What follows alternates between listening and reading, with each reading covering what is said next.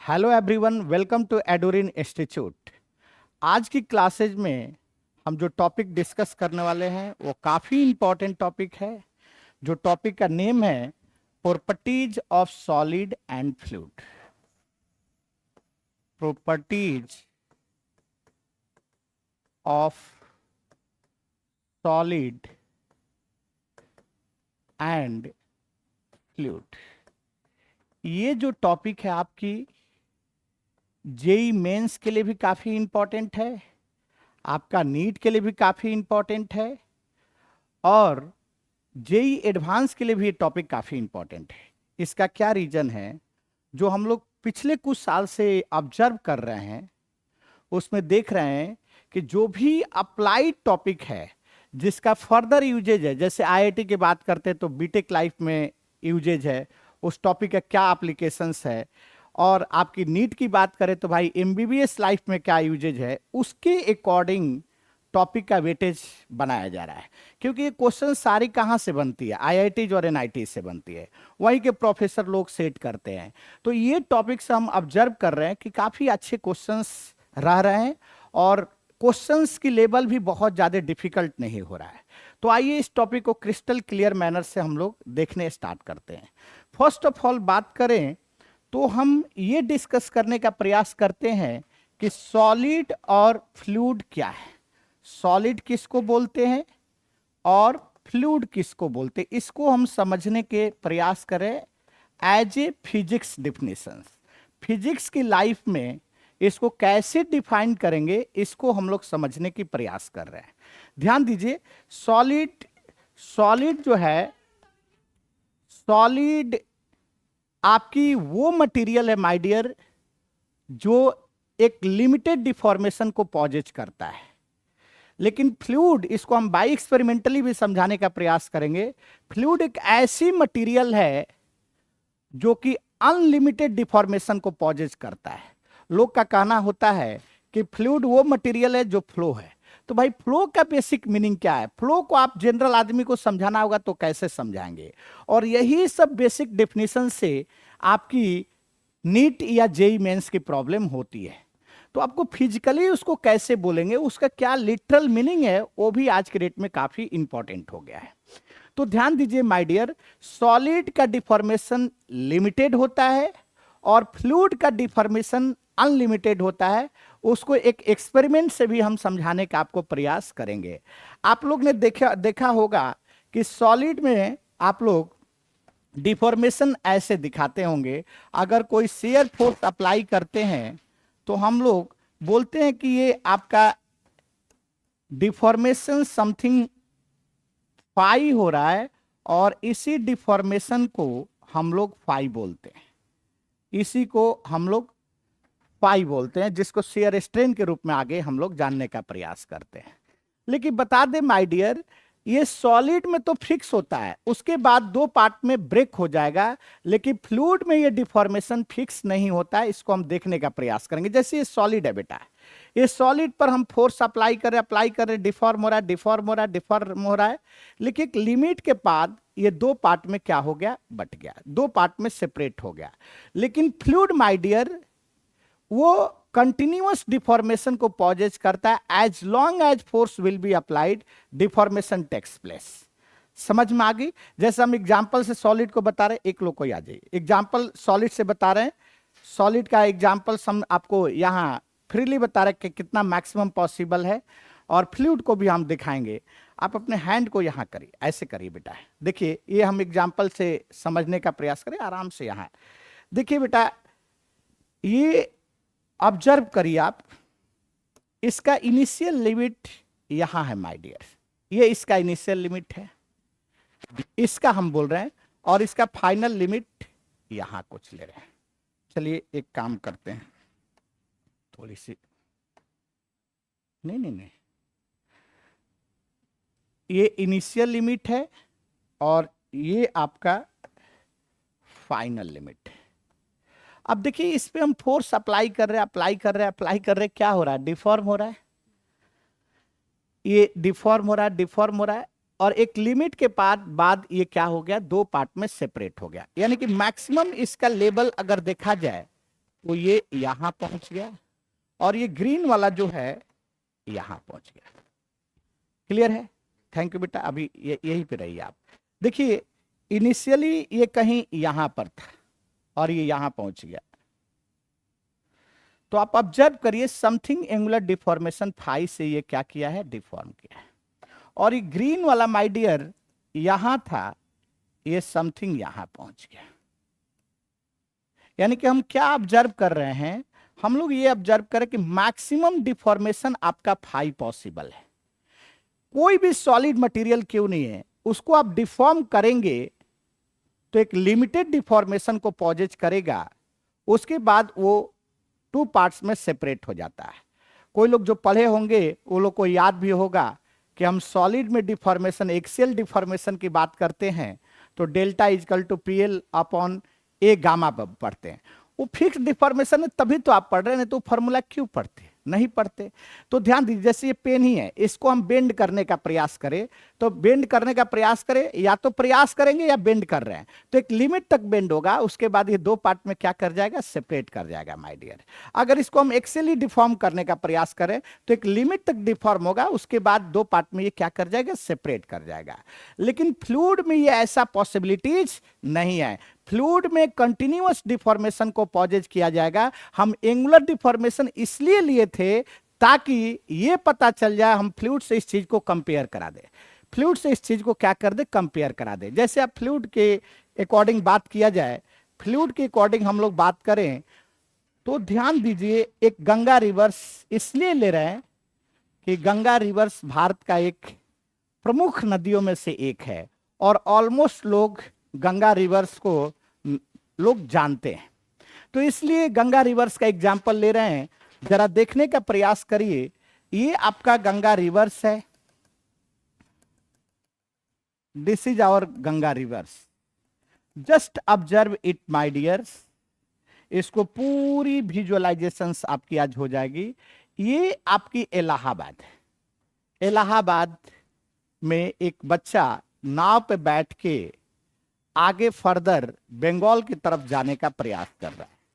ध्यान दीजिएगा, सब लोग जानते हैं कि जो भी सॉलिड बॉडी के कांटेक्ट में लेयर होता है, फ्लूइड लेयर, वो सॉलिड बॉडी के रिस्पेक्ट में स्टेशनरी होता है।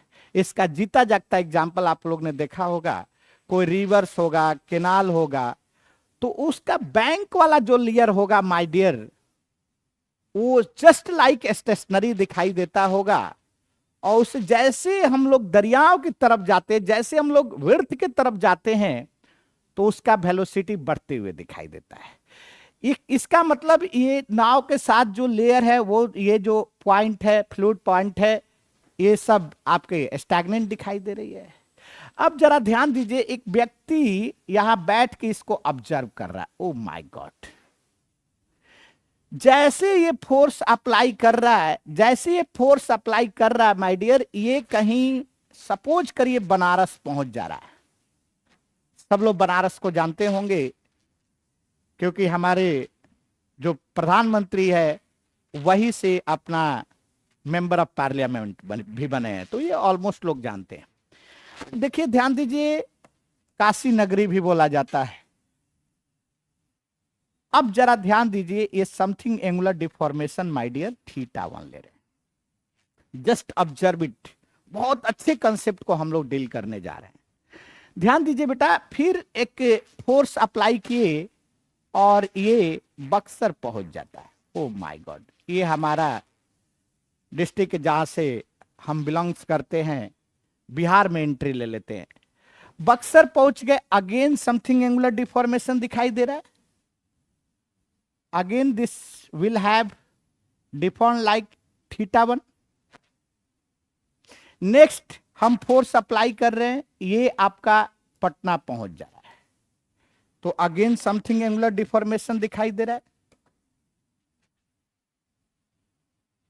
θ1, θ2, θ3। Oh my God.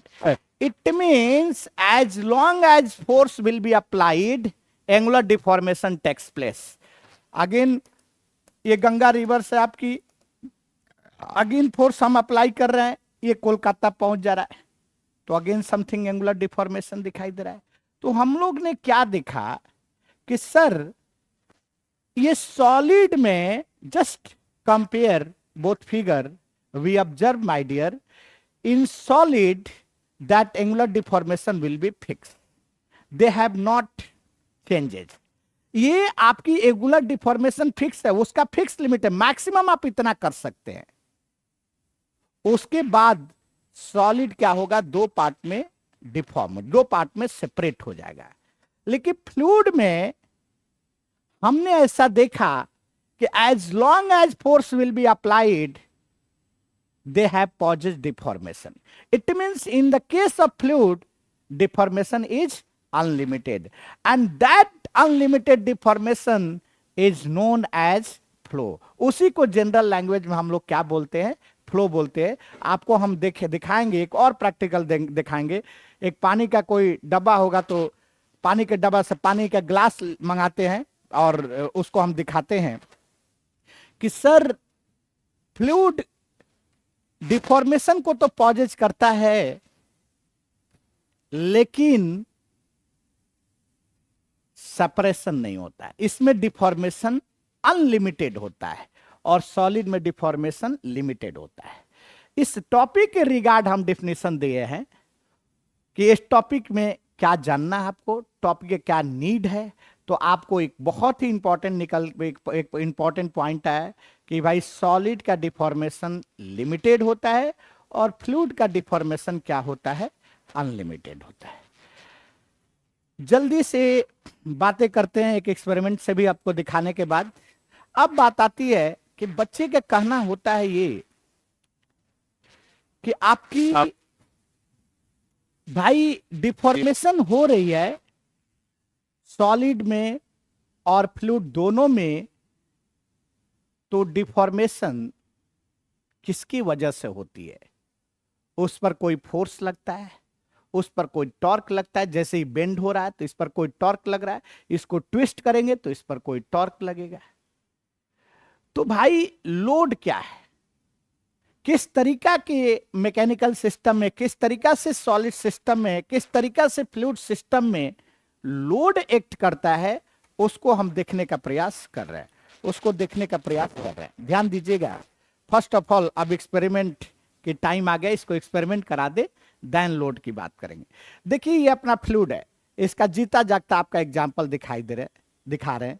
देखिए ये अपना टॉप लेयर का देखने का प्रयास करिए। इस पर हम कोई लोड अप्लाई कर रहे हैं। They have first of all angular deformation 0, then something angular deformation, something angular deformation.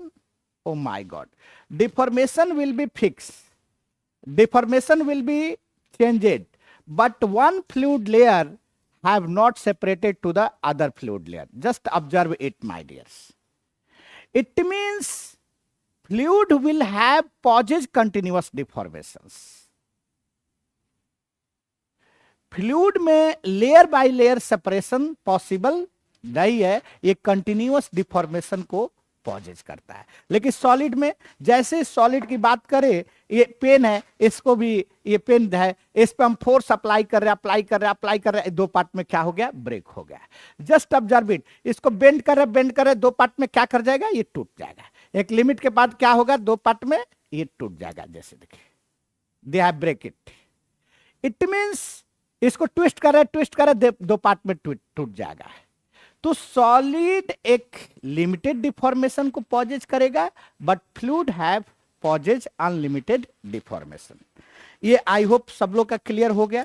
अब चलते हैं आगे कि बच्चा बोलता है कि सर डिफॉर्मेशन किसी भी प्रकार के हो, लोड की आवश्यकता होती है। तो लोड किसको बोलते हैं? ध्यान दीजिए, लोड को डिफाइंड कर रहे हैं। Load is the external force and torque acting on the body. Load is the external force and torque acting on the body. Clear हो गई बात? A body perform its own functionality. तो चलिए first of all load को देखते हैं कि load क्या है भाई। तो कोई भी कंपोनेंट पर, जैसे आप ये कंपोनेंट की बात करिए, ये कंपोनेंट पर जैसे फैन का हैंगर है, इस फैन के हैंगर में एक मिनट ध्यान दीजिएगा, ये फैन को हम, फैन डिस्क को हम लगाए हुए हैं, ऑब्जर्व करिए।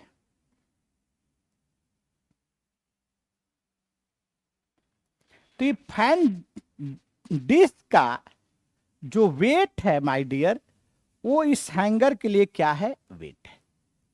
ये हैंगर है, ये फैन डिस्क। तो फैन डिस्क का तो मास होगा ही होगा, कोई ना कोई मास होगा, तो उसके वजह से क्या आता है, उस पर एक फोर्स आता है।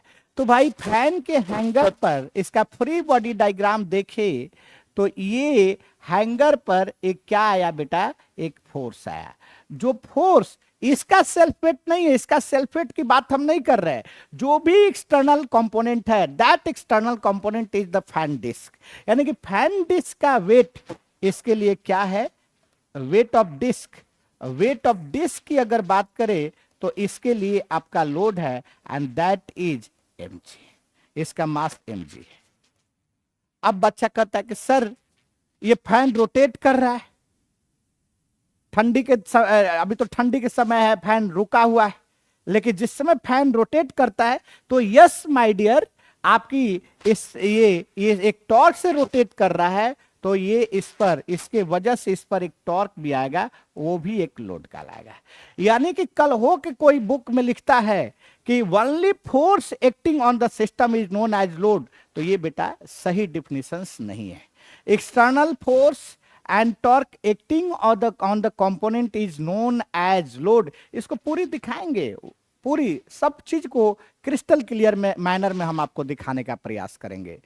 तो ये ध्यान रखिए, external force and torque acting on the member is known as load if member perform its own functionality. जो उसका ड्यूटी दिया गया है वो करते रहेगा, तो जो भी एक्सटर्नल अवेयरनेस आएगा वो सारे के सारे क्या कहलाएगा, लोड कहलाएगा। आपको सिंपल, आपके भी लाइफ में बोलते हैं अरे यार मेरे पर लोड बहुत ज्यादा आ गया है, कॉलेज से सेशनल लिखने का आ गया है, मम्मी बार बार बोल रही है कि दीपावली का सामान लेने जाना है और हमको पढ़ाई भी करना है। तो जो आप आकर के यहाँ मेरे क्लास में पढ़ाई कर रहे हैं, तो आप क्या बोलते हैं, मेरे पर लोड सर बहुत ज्यादा आ गया है। तो जब तक पढ़ाई करेंगे तो जो भी एक्सटर्नल ये सब अवेयरनेस है वो सारे के सारे क्या है, लोड है।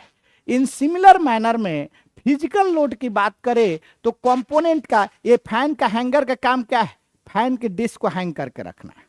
तो भाई ये इसको हैंग करके रखना है, तो डिस्क का वेट इसके लिए क्या है, लोड है। अगर ये रोटेट कर रहा है तो आपको याद होगा पावर, इलेक्ट्रिसिटी से पावर मिलता है, और पावर का फॉर्मूला होता है बेटा 2πnt/60, ये नंबर ऑफ रिवोल्यूशंस है। तो इसका मतलब वहां से जो टॉर्क आया वो भी इसके लिए क्या है, लोड है। और लोड उसको क्या करता है, अफेक्टेड करता है, या तो डिफॉर्म करने का प्रयास करता है। एक समय आता है आप हैंगर टूटा हुआ दिखाई देता है, एक समय आता है कि हैंगर टूट जाएगा। यानी कि लोड के वजह से इसमें एक डिफॉर्मेशन की कॉज बनता है। और इस टॉपिक में माय डियर हम लोग यही पढ़ने वाले हैं कि अगर कोई कारणवश लोड आती है तो उसके वजह से धीरे धीरे बॉडी डिफॉर्म होती है। वो मैक्सिमम डिफॉर्मेशन एक पार्टिकुलर लोड के वजह से कितना है, ऐसा इसलिए कैलकुलेट करते हैं कि हम कंपोनेंट को या तो यूजर को बता दे कि भाई इतना तक ही लोड उस पर लगाना तो बियर करेगा, या तो अगर लोड कोई पार्टिकुलर आ रहा है उसको अपना एक सिस्टम सह नहीं पा रहा है, उसको बियर नहीं कर पा रहा है, तो उसको स्ट्रेंथ को बढ़ा दिया जाए, उसमें और मटेरियल बढ़ा दिया जाए। जैसे एग्जांपल, ये पेन को हैंग करने के लिए बोल दिया जाए कि 20 किलो का फैन डिस्क को हैंग करो, तो ये नहीं हैंग कर पाएगा। पहले लोड कैलकुलेट करे, इसके बाद इसका स्ट्रेंथ कैलकुलेट कर ले कि हो पाएगा कि नहीं हो पाएगा। अगर जरूरत ही है 20 किलो का लगाने का तो वैसा हम रॉड देंगे। तो ये टॉपिक मेरा यही एनालिसिस कराता है। मेरा टॉपिक क्या एनालिसिस कराता है, या तो ये बताता है कि जो कंपोनेंट बन गया है वो कंपोनेंट के लिए कितना लोड आपको वो बियर कर पाएगा, तो वो यूजर को हम बताते हैं कि इतना ही लोड लगाना है। या ऐसे कहीं की लोड की रिक्वायरमेंट ही दिया हुआ है, तो वैसे कंपोनेंट को क्या करते हैं हम लोग, निर्माण करते हैं। यानी कि जस्ट लाइक ये टॉपिक क्या बताता है, लोड का डिफॉर्मेशन, लोड का कंसेप्ट को बताता है, और लोड के वजह से कंपोनेंट का स्ट्रेंथ को डिस्क्राइब करता है। समझ में आ रही बात? आई होप आप लोग क्लियर हो गया होगा। अब बात करते हैं कि सर लोड कितने कैटेगरी में बांटा गया है। आपके फिजिक्स में लोड कितने तरीका से बांटा गया, पूरी चीज को समझेंगे आप वन बाय वन। तो लोड को हम लोग जो बांटते हैं आपके लाइफ में, बाकी इंजीनियरिंग दुनिया में तो अलग है, यहां पर लोड को हम लोग दो तरीका से बांटते हैं with respect to time.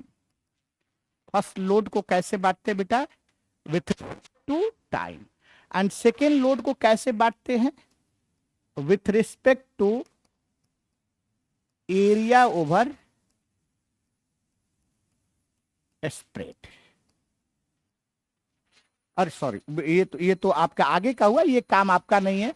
With respect to line of action, with respect to line of action, load को इतने तरीका से बांटते हैं।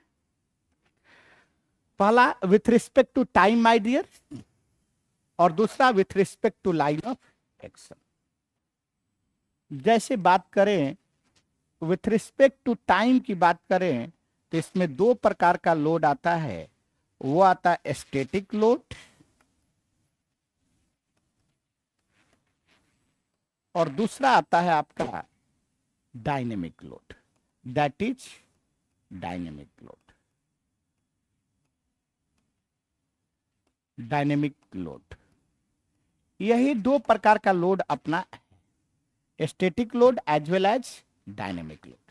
अब बात करते स्टैटिक लोड क्या है माय डियर। तो वैसे लोड जिसका मैग्नीट्यूड और डायरेक्शन टाइम के रिस्पेक्ट में चेंज ना हो, वैसे लोड को हम लोग क्या बोलते हैं, स्टैटिक लोड बोलते हैं। हम क्या बोले बेटा, जिसमें लोड की मैग्नीट्यूड और डायरेक्शन टाइम के रिस्पेक्ट में चेंज ना हो, वैसे लोड को हम लोग क्या बोलते हैं, स्टैटिक लोड बोलते हैं। हम क्या बोल रहे हैं, ना तो मैग्नीट्यूड नहीं direction. Any load is called static load if magnitude and direction both does not change with respect to time. तो बच्चा बोलता है कि सर आप तो हर चीज प्रैक्टिकल से ही दिखाते हैं। यस, क्योंकि फिजिक्स है, आंख का देखा हुआ चीज कभी भूलता नहीं है, लेकिन रटेंगे ना तो आज पढ़ेंगे कल भूल जाएंगे। तो चीजें को बड़े विजुअलाइज तरीका से देखा जाता है। जैसे हम बात करें बाबर हुमायूं अकबर का जन्म और कहानी पूरा पढ़ लेंगे भूल जाएंगे, आज पढ़ेंगे आज ही भूल जाएंगे। लेकिन वही बाबर हुमायूं अकबर के ले आके रोड पे खड़ा करके लड़ाई करा दिया जाए, पूरी देखेंगे तो कभी नहीं भूलेंगे। आपके आंख के सामने कोई एक्सीडेंट होता है, कभी भूलते हैं क्या, नहीं भूलते। तो इसलिए विजुअलाइज करना बहुत जरूरी है, पंचवर्षीय योजना की उसमें जरूरत नहीं पड़ेगी। तो ध्यान दीजिए माय डियर, इसका जीता जागता एग्जाम्पल बता रहे, सेल्फ वेट की बात करते हैं। आपका जो वेट है, खुद का जो वेट है, उसका मैग्नीट्यूड mg होगा। जैसे सपोज करिए मेरे पास एक स्टूडेंट है प्रथम सर, इनका मास है सपोज करिए 70 kg। तो 70 kg मास है, तो इन पर जो भी वेट आ रही है वो कितना आ रही है, mg आ रहा है।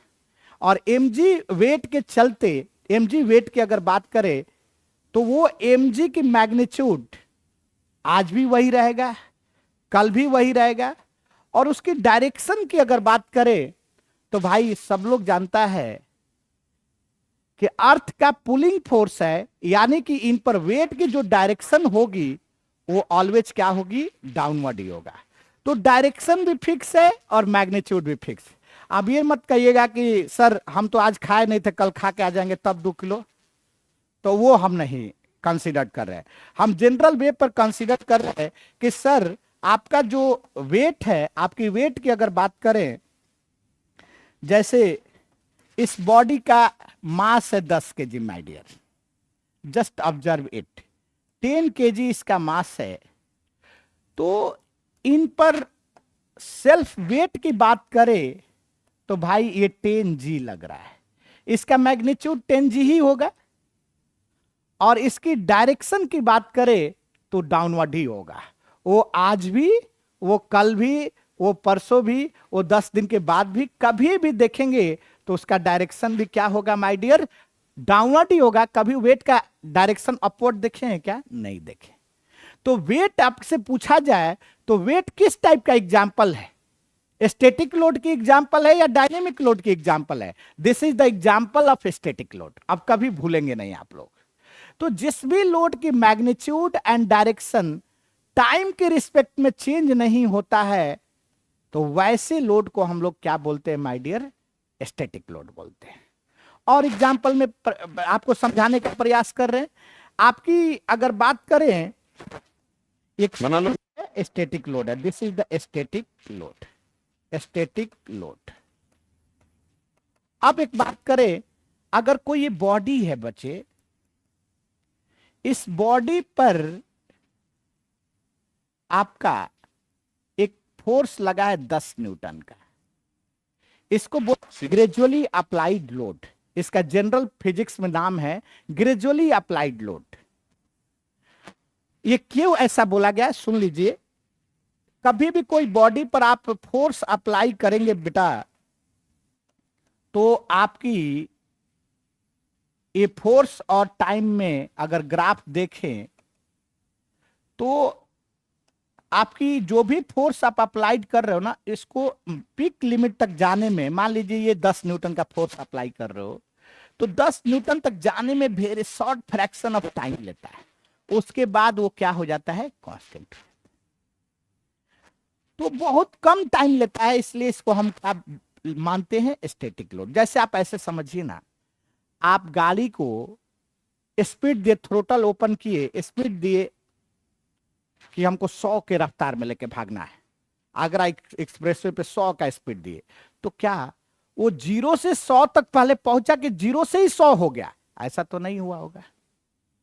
0 से 100 तक पहुंचा होगा ना भाई, वो वेरी फ्रैक्शन ऑफ टाइम दिया। आप तो 100 का लिमिट दे दिए, दे हैव द स्टैटिक, लेकिन वो लिमिट लेने में कुछ फ्रैक्शन ऑफ टाइम लेता है, इसीलिए वो टाइम बहुत ही कम होता है, इसलिए इसको भी हम एग्जाम्पल ऑफ स्टैटिक लोड बोलते हैं।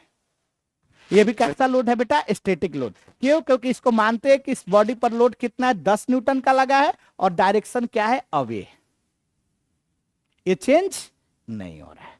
जैसे अब बच्चा एक बोलता है कि सर आप तो बोल रहे टॉर्क भी लोड है, तो यस, टॉर्क भी क्या है? लोड है। ये रोटेशनल में भी हम समझाए हैं आप लोग को, तो टॉर्क भी लोड है। यस भाई। अब देखिए, जैसे हम बात करते हैं कि आपका ये कंपोनेंट है, ये कंपोनेंट है,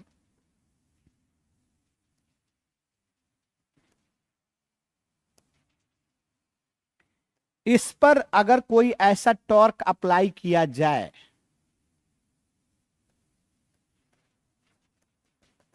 ये ट्विस्टिंग होगा, ये टॉर्सन है, ट्विस्टिंग मोमेंट है, तो इसका डायरेक्शन फिक्स है कि नहीं? ऐसे, और इसका मैग्नीट्यूड भी फिक्स है, तो ये भी क्या है? एक लोड है।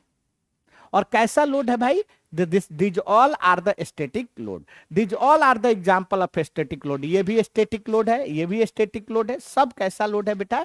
स्टैटिक लोड है। यानी कि हम लोग क्लियर किए कि सर बॉडी पर कोई भी प्रकार की लोड है, अगर उसका मैग्नीट्यूड फिक्स है और डायरेक्शन फिक्स है, वो कभी टाइम के रिस्पेक्ट में चेंज नहीं हो रहा है, तो लोड कैसा है माय डियर? स्टैटिक लोड है। अब बात आती है कि सर डायनेमिक लोड क्या है? तो डायनेमिक लोड वो लोड है जो टाइम के रिस्पेक्ट में आइदर मैग्नीट्यूड चेंज हो जाए, या डायरेक्शन चेंज हो जाए, या दोनों चेंज हो जाए, तो वैसे लोड को हम लोग क्या बोलेंगे? डायनेमिक लोड बोलेंगे। आइदर लोड की मैग्नीट्यूड चेंज हो जाए, लोड की डायरेक्शन चेंज हो जाए, या दोनों चीज चेंज हो जाए, magnitude and direction both will be change, then that type of load is called dynamic load. Such like as examples, impact load की बात करते हैं, impact load is a kind of dynamic load because impact load have the huge magnitude in a very short interval of time. After that, the load have not appear. Such like as example this. आप लोग को शायद देखने में problem होगी। हम ये load कैसा लोड है? आपकी इम्पैक्ट लोड है। Because they have appear in short interval of time, after that they have disappear. Such like as ये कैसा लोड है? इंपैक्ट लोड है। ये टाइम के आधार पर क्या हो रहा है? चेंज हो रहा है। कुछ टाइम में तो ये पेयर हो रहा है, कुछ टाइम में डिसअपेयर हो रहा है। तो कैसा लोड है माय डियर? डायनेमिक लोड है। तो कोई भी लोड की आइदर मैग्नीट्यूड चेंज हो जाए या डायरेक्शन चेंज हो जाए या दोनों चेंज हो जाए, तो ऐसे लोड को हम लोग क्या बोलते हैं? डायनेमिक लोड बोलते हैं। Such like as example impact load. बच्चा बोलता है एक दो और एग्जांपल समझा दो। यस, एकदम समझाएंगे। अब जरा ध्यान दीजिए, इस पेन को है, इस पेन पे 10 न्यूटन का लोड इधर लगा रहे हैं, फिर 5 न्यूटन का लोड इधर लगा रहे हैं, 10 न्यूटन का इधर से एक्सपेंड कर रहे हैं, फिर 5 न्यूटन से कंप्रेस कर रहे हैं, बार बार ये काम कर रहा है। तो ये कैसा लोड है? डायनेमिक लोड है। Because they have the varying magnitude as well as direction both. आप जरा ध्यान दीजिए माय डियर, डायनेमिक लोड, ये तो सब स्टैटिक लोड की कैटेगरी में हम दिखाए, आपको समझाने का प्रयास किए स्टैटिक लोड। अब डायनेमिक लोड वाला एग्जांपल की अगर बात करें तो जरा इसको भी देखिए। देखिए आप लोग,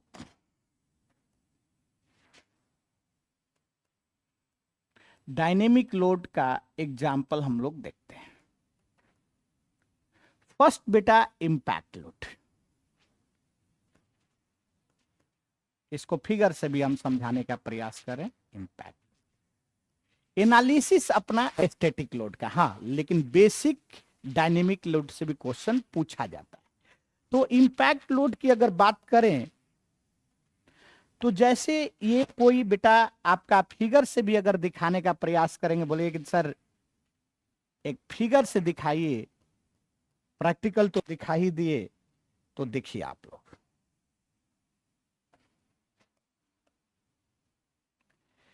इससे कोई एक ऐसा डिस्क, ये सीट हम बनाए, just observe it my dear, just observe it and we drop, ये एक स्लॉट बना हुआ है, इस यहां से एक लोड को ड्रॉप कर रहे हैं, एक लोड को टाइम टू टाइम क्या कर रहे हैं बेटा? ये एक मास है, इस मास को क्या कर रहे हैं? इस पे ड्रॉप कर रहे हैं। एक मास को यहां से लिए छोड़े, लिए छोड़ दिए, तो डिस्क पे कैसा लोड बनाएगा? इंपैक्ट लोड बनाएगा कि नहीं बनाएगा? अरे सर क्लियर है या नहीं? तो यस। तो अगर if mass will be dropped on the disc then they have behaves as a impact load. जो भी load very short interval of time में अपेयर होता है, ऐसे लोड को हम लोग क्या बोलते हैं? इंपैक्ट लोड बोलते हैं। इन अदर एग्जांपल्स की बात करें, आपका बैरिंग लोड, जैसे, या एक और जीता जागता एग्जांपल बना रहे हैं, फटीग लोड। फटीग लोड, देखिए बेटा, फटीग लोड कैसा लोड है, इसको देखते हैं। ध्यान दीजिएगा, कोई बॉडी को इस तरीका से लोडिंग में लाया जाए जिसका मैग्नीट्यूड चेंज नहीं होता है, डायरेक्शन चेंज होता है। जैसे ये देखिए, बॉडी को बेंड कर रहे हैं, पहले डाउनवर्ड बेंडिंग कर रहे हैं, 20 न्यूटन मीटर से इसको बेंड कर दिए, फिर इसको अपवर्ड बेंडिंग कर रहे हैं, डाउनवर्ड बेंडिंग कर रहे हैं, फिर इसको अपवर्ड बेंडिंग कर रहे हैं, इसको क्लॉकवाइज से रोटेट करें, फिर एंटी क्लॉकवाइज से, क्लॉकवाइज का रोटेट करें, फिर एंटी क्लॉकवाइज का। आपको प्रैक्टिकल एग्जांपल बताते हैं। कहीं वायर वगैरह आप तोड़ते होंगे, वायर वगैरह, तो उसको क्या करते हैं आप लोग? ऐसे ऐसे करते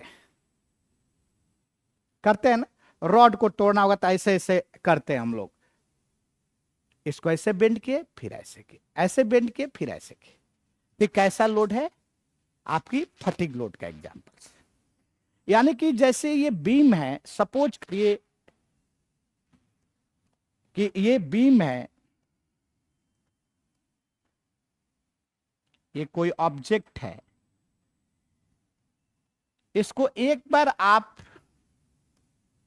इस मैग्नीट्यूड से एम मैग्नीट्यूड से क्लॉकवाइज मूव कराएं। दूसरा बार आप क्या कर रहे हैं, उतना ही मैग्नीट्यूड से आप क्या कर रहे हैं, एंटी क्लॉकवाइज। तो ऐसे टाइप की लोडिंग को हम लोग क्या बोलते हैं, साइक्लिक लोड बोलते हैं या फटीग लोड के एग्जांपल है। तो ये सब लोड जहां पर भी मैग्नीट्यूड या डायरेक्शन या दोनों चेंज करे, तो वैसे लोड को हम लोग क्या बोलते हैं बेटा, अपना डायनेमिक लोड बोलते हैं। तीसरा एग्जांपल में हम लोग varying load, 3, 4 and varying load की अगर बात करें तो ये देखिए, जैसे एक कंपोनेंट है, इस कंपोनेंट के जरा ऑब्जर्व करिएगा, पूरी आज आप लोग का लोडिंग को फिल करा दिया।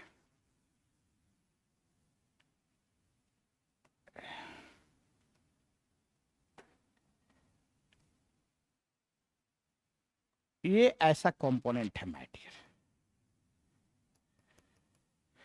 इस कंपोनेंट की अगर बात करें, इस एक्सिस को हम लोग बोलते हैं लॉन्गिट्यूडनल एक्सिस, क्योंकि आगे जोर भी पड़ेगा, बोल रहे हैं इसको सुनते भी जाएगा, क्योंकि एक साधे सब साधे वाला हाल भी कर रहे हैं। ध्यान दीजिए, इसमें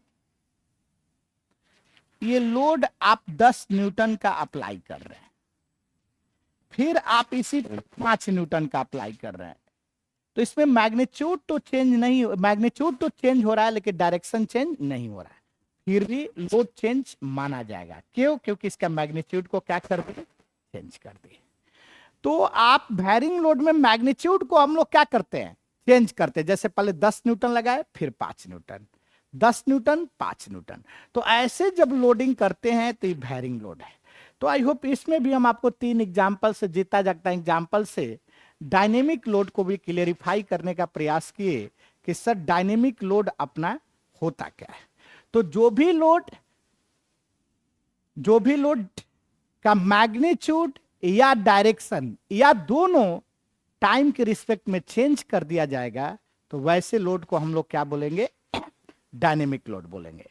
फिर से रिपीट करें, स्टैटिक लोड किसको बोलते हैं, any types of load which have magnitude as well as direction, both will be same constant with respect to time, then that type of load is called static load.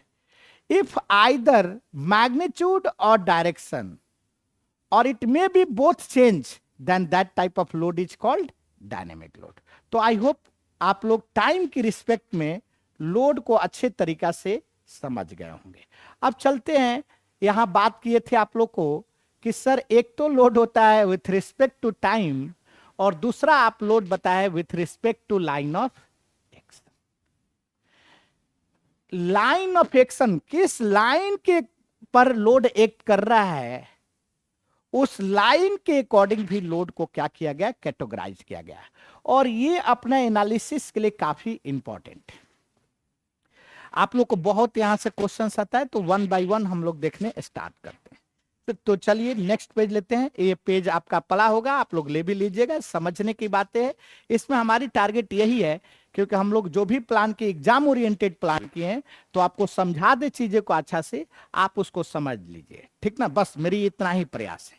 तो चलिए आगे देखते हैं हम लोग, load with respect to line of, with respect to line of action. Line of action के आधार पर लोड को कितने तरीका से बांटा गया, तो चलिए उसको हम लोग देखने स्टार्ट कर रहे हैं। लाइन ऑफ एक्शन के आधार पर नेगेटिव लिखा ऐसी कुछ और आएगी तो हम और ऐड कर पहला होता है इसमें नॉर्मल लोड। फर्स्ट इसमें कौन होता है, normal load, normal load. And second बेटा होता है इसमें शेयर लोड। सेकेंड क्या होता है आपका, शेयर लोड होता है, ये आपका शेयर लोड होता है। अब नॉर्मल लोड शेयर लोड क्या होता है इसको भी हम लोग अच्छे तरीका से देखेंगे। चलिए आगे बढ़ते हैं हम लोग। नॉर्मल लोड आपकी दो टाइप का होती है, एक होता है बेटा एक्सियल लोड और दूसरा होता है एक्सियल लोड और दूसरा होता है इसमें eccentric axial load. Eccentric axial load, eccentric axial load, ये काफी इंपॉर्टेंट है, बहुत ज्यादा, बहुत क्वेश्चंस आते हैं यहाँ से। Axial load and eccentric axial load, इस दोनों का नेचर जो बेटा होता है ना, वो टेंसाइल होता है एज वेल एज कॉम्प्रेसिव होता है। कैसा नेचर होता है? Tensile as well as compressive.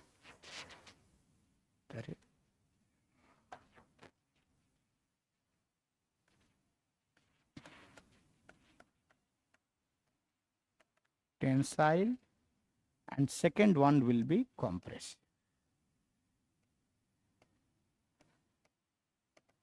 अब देखिए इधर पेज करके आपको पहले समझ लेते हैं ये दोनों लोड को, उसके बाद आगे बढ़ते। आज मेरी टारगेट थी कि आपको लोड तक समझाया जाए, कल इसका इफेक्ट समझेंगे। तो चलिए लोड को जस्ट हम समझा ले। पहले हम लोग नॉर्मल लोड को देखें। तो देखिए ये आपका कंपोनेंट होता है माय डियर, एक ही फिगर से हम सब कुछ देख लेंगे। ये अपना क्या है? कंपोनेंट। ठीक, रुके रुके,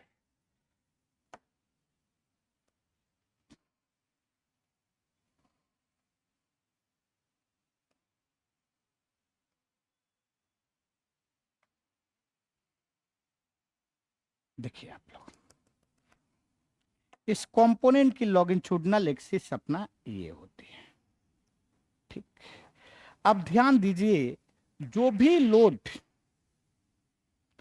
normal to plane of cross section हो, ओ माय गॉड, लोड की लाइन ऑफ एक्शन होगा। अगर वो line of action normal to plane of cross section है तो वो नॉर्मल लोड कहलाएगा। अब बच्चा बोलता है नॉर्मल लोड में आप दो लोड बताए हैं, एक्सियल और इसेंट्रिक एक्सियल। तो जो बच्चे लोड एक्सिस के एलोंग दिखाई दे, ऐसी नॉर्मल लोड जिसका लाइन ऑफ एक्शन एक्सिस पर लेटा हुआ दिखाई दे, एक्सिस पर लेटते हुए दिखाई दे, वैसे टाइप की नॉर्मल लोड को हम लोग क्या करते हैं, का बोलते हैं? एक्सियल लोड बोलते हैं। It means line of action of load is along the longitudinal axis. That's why that load is called axial load. क्यों? क्योंकि एक्सिस के along था, एक्सिस के साथ दे रहा था। इसको अनदर वर्ड में ऐसे भी बोल सकते हैं, any normal load is called axial load if its line of action is passes through the centroid. ये बेटा सेंट्रॉइड है, ठीक है। ये प्लेन ऑफ क्रॉस सेक्शन का क्या हुआ? सेंट्रॉइड हुआ। ये बेटा देखो आप ऑब्जर्व करिए, नॉर्मल है कि नहीं है प्लेन ऑफ क्रॉस सेक्शन का? तो यस सर नॉर्मल है। तो ये पी लोड कैसा लोड माना जाएगा? नॉर्मल लोड माना जाएगा with respect to line of action, but my dear on the basis of time they have the static load. Time के अकॉर्डिंग ये कैसा है? स्टैटिक लोड है, लेकिन लाइन ऑफ एक्शन के आधार पर ही कैसा लोड है? एक्सियल लोड है।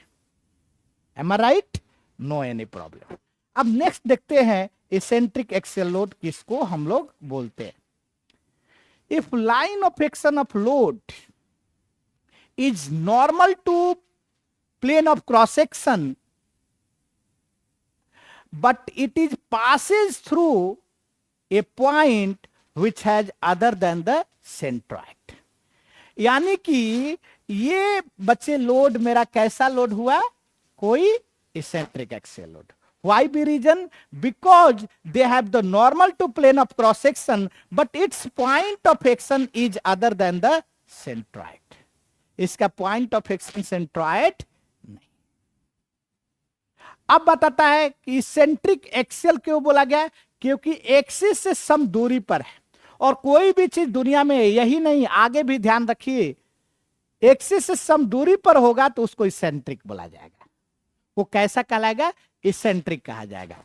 तो ऐसे भी, इन अदर वर्ड में ऐसे भी बोलेंगे, if line of action of load is parallel to longitudinal axis but they have not passes through the centre. यानी कोई भी लोड की line of action parallel to longitudinal axis हो जाएगा तो कैसा कहलाएगा, इसेंट्रिक एक्सियल लोड। और ये जो दूरी होता है दोनों का बीच में, एक्सिस और इसके लाइन के बीच में, उसको इसेंट्रिसिटी बेटा बोला जाता है। यानी कि P कैसा लोड हुआ, एक्सियल लोड हुआ, लेकिन Q कैसा लोड हुआ बेटा, इसेंट्रिक एक्सियल लोड हो गया।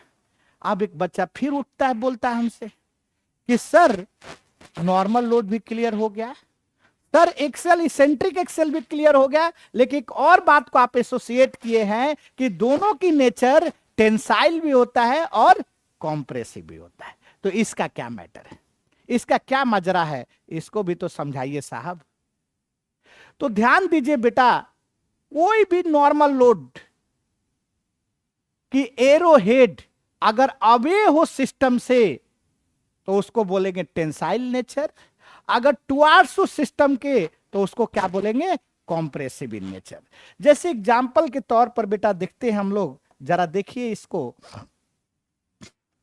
एक लोड लेते हैं और ये ऐसा लोड दिखाते हैं पी क्यू आर मान लो इसको। एक और लोड ले लिया जाए, एक और लोड लेते हैं, इसको ऐसे दिखाते हैं, एस मान लिया जाए। अब जरा सारा मजरा यहां से क्लियर हो गया। P is the axial load, क्यों, क्योंकि they have the passage along the axis। तो ये एक्सियल लोड हो गया, ये सिस्टम से अवे है, इसलिए कैसा नेचर हो गया, टेंसाइल। तो P को क्या बोलेंगे, एक्सियल टेंसाइल लोड। क्लियर हो गया। अब बात आ रही क्यू क्या है, पैरेलल टू लॉन्गिट्यूडनल एक्सिस है, और इसका एरो हेड क्या है बेटा, अवे फ्रॉम द सिस्टम है, यानी कि लोड कैसा हुआ, eccentric axial tensile load. Away है तो टेंसाइल। अब बात आती है, ये आर लोड को जरा देखने का प्रयास करिए। आर का एक्सिस के एलोंग है माय डियर, लेकिन टुवर्ड्स द सिस्टम है, that's why they have the axial compressive load. अब बात आती है, ये एस लोड की बात करिए तो एस लोड क्या है आपकी, नॉर्मल तो है एक्सिस के बट पैरेलल है, इसलिए इसेंट्रिक एक्सियल हो गया, और टुवर्ड्स है इसलिए क्या है बेटा, इसेंट्रिक एक्सियल कॉम्प्रेसिव लोड। तो आइए इसको लिख लेते हैं, इसको लिख लिया जाए। P कैसा है बताइए मेरा लाल, P कैसा है, एक्सियल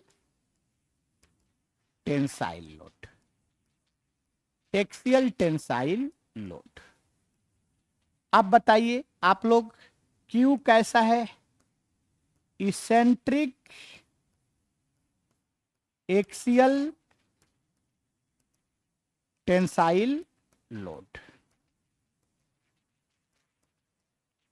अब बताइए आप,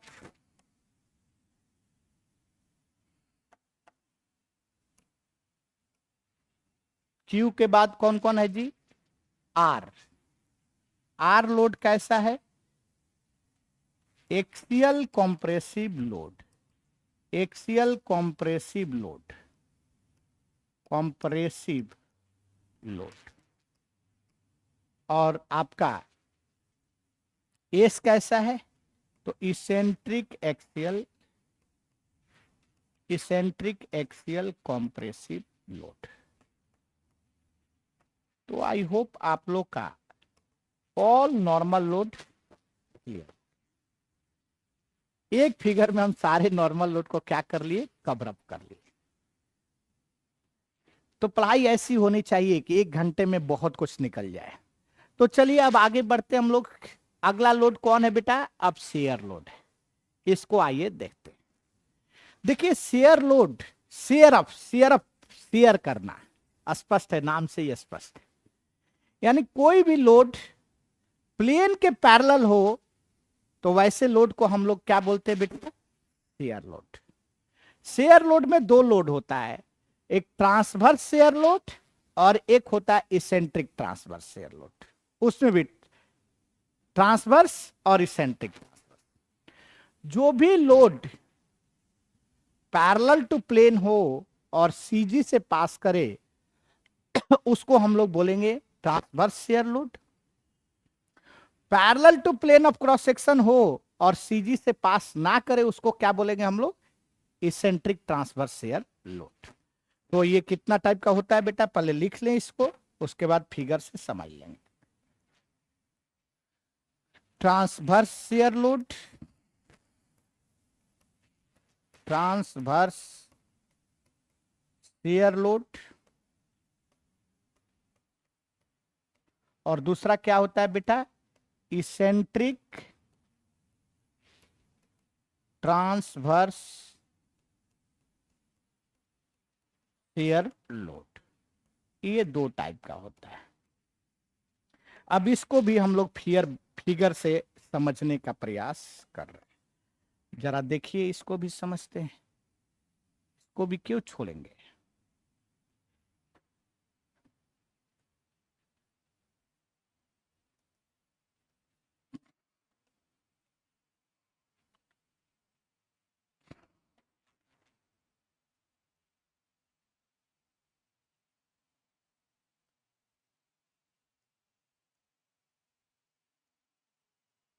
ये पहले लॉन्गिट्यूडनल एक्सिस बना दे, इसको बोलते हैं बेटा ट्रांसवर्स एक्सिस। एक्सिस पर भी हम चर्चा करेंगे, आप लोग को एक्सिस को भी बहुत बढ़िया से डिफाइन करेंगे। कुछ लोग इसको एक्स एक्सिस बोलते हैं, ये भी गलत बोलते हैं लोग। Longitudinal axis, polar axis always Z axis से रिप्रेजेंट किया जाता है, इस पर भी हम चर्चा करेंगे। ये जेड है बेसिकली, एक्स ये है और वाई ये है। खैर वो एक टाइम आएगा जहां पर एक्सिस और प्लेन को हम डिसाइड करेंगे। अभी तो हम लोड पर चर्चा कर रहे हैं, जिस पर चर्चा कर रहे हैं, बीइंग इंजीनियर, हम इंजीनियर है भाई, तो जितना जरूरत है उतना ही बात करेंगे, फालतू की बातें नहीं। देखो बेटा, ये एक पी लोड है, एक ये क्या है, प्लेन के पैरेलल है कि नहीं। ओ my God, they have the parallel to plane of cross section, they have not parallel normal to the plane of cross section। तो ये parallel to plane of cross section है, hence they have the shear load. और क्यों TSL, transfer shear load, क्योंकि CG से pass कर रहा है। अब एक बच्चा बोल रहा है क्या सर ये शेयर लोड नहीं होगा क्या, यस ये भी होगा, ये भी ट्रांसफर शेयर लोड होगा। अब देखिए जरा इसेंट्रिक पर चर्चा करते हैं। देखिए ये लाइन ऑफ एक्शन देखिए, पैरेलल तो है पी क्यू आर, लेकिन सीजी से पास नहीं कर रहा। अच्छा ये कोई लोड देख लीजिए आप, ये पैरेलल टू है लेकिन सीजी से पास नहीं कर रहा। तो ये इसेंट्रिक टीएसएल है और ये दोनों क्या है, टीएसएल। इसको वर्टिकल टीएसएल बोलते हैं, इसको हॉरिजॉन्टल टीएसएल बोलते हैं। हालांकि ये डिटेल्स आगे है, कोई जरूरत नहीं, बस लोड का बारे में जानना है कि ट्रांसवर्स शेयर लोड क्या है और इसेंट्रिक ट्रांसवर्स शेयर लोड क्या है। तो चलिए हम लोग इसमें भी लिख देते हैं, एक मिनट। यहां पर P को लिखे तो P कैसा है बेटा, ट्रांसवर्स शेयर लोड, इसको शॉर्ट में लिख दे रहे हैं। आप बताइए R कैसा है, तो इसेंट्रिक ट्रांसवर्स शेयर लोड। आप बताइए Q कैसा है, तो TSL। अगर ज्यादा से ज्यादा करना चाहते तो इसको भी TSL बोल दीजिए, इसको HTSL, इसको भी ETSL वर्टिकल और इसको हॉरिजॉन्टल, और PQS को बोलते हैं हॉरिजॉन्टल ETSL। लेकिन आपके बस सिलेबस में TSL ETSL। तो इतने टाइप का अपना लोड हम लोग देखे।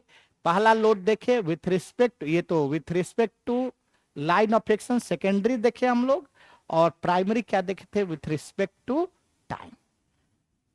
तो फिर से रिपीट कर रहे हैं, विथ रिस्पेक्ट टू टाइम कैसा लोड था भाई, स्टैटिक और डायनेमिक। स्टैटिक वो लोड था जिसका मैग्नीट्यूड और डायरेक्शन दोनों टाइम के रिस्पेक्ट में चेंज नहीं करे। डायनेमिक लोड क्या था, वो लोड जिसका इधर मैग्नीट्यूड चेंज हो जाए या डायरेक्शन चेंज हो जाए या दोनों चेंज हो जाए, तो ऐसा लोड क्या था, डायनेमिक लोड। तो static load, dynamic load clear हो गया। अब बात आती है कि sir with respect to line of action, तो normal load, shear load. Normal means line of action load का प्लेन ऑफ क्रॉस सेक्शन के नॉर्मल हो, shear load means plane of cross section के पैरेलल हो। नॉर्मल में दो पल है, एक्सियल और इसेंट्रिक एक्सियल। एक्सियल मतलब जिस भी लोड की लाइन ऑफ एक्शन सेंट्रॉइड से पास करे या एक्सिस के एलोंग हो वो एक्सियल लोड था। जिस भी लोड की line of action parallel to longitudinal axis था या वो अदर देन सेंट्रॉइड से पास कर रहा था तो वो क्या था, इसेंट्रिक एक्सियल लोड था। अब बात आती है शेयर लोड, तो ट्रांसवर्स शेयर लोड और इसेंट्रिक ट्रांसवर्स शेयर लोड। जो भी शेयर लोड सीजी से पास कर रहा था वो टीएसएल कहला रहा था और सीजी से नहीं पास कर रहा था तो वो ईटीएसएल कहला रहा था। तो ये अपना इतना लोड है। आई होप आप लोग को अच्छे से समझ में आया होगा। तो आज की क्लासेज यही पर समाप्त करते हैं। Thank you everyone.